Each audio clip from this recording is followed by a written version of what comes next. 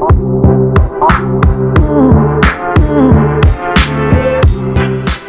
vamos a ver la Estatua de la Libertad de forma gratuita.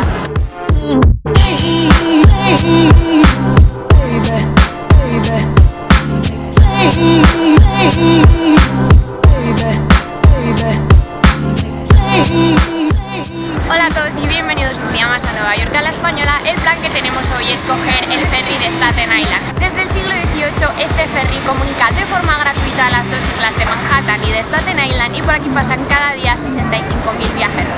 Estamos en la estación de Whitehall.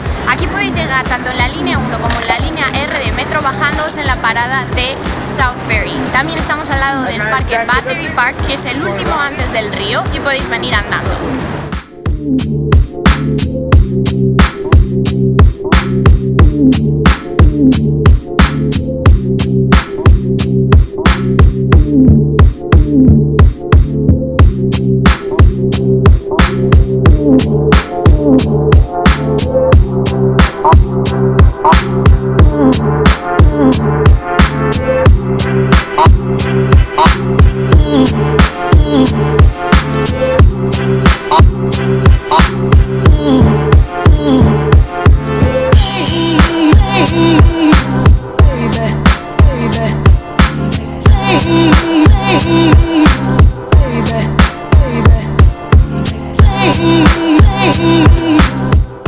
Bueno, pues ya estamos aquí en la estación de St. George, que es como se llama la estación de ferry en Staten Island. Esta es definitivamente la manera más barata de ver la Estatua de la Libertad muy de cerca. El recorrido en total dura 15 minutos. Si lo que queréis es ir a la isla, tenéis que coger una entrada para Statue Cruises. Haremos otro vídeo para hacer ese recorrido, que cuesta más o menos unos $30. Suscribiros a este canal si lo que estáis haciendo es planear vuestro viaje a Nueva York, y yo os veré en el próximo vídeo. ¡Chao!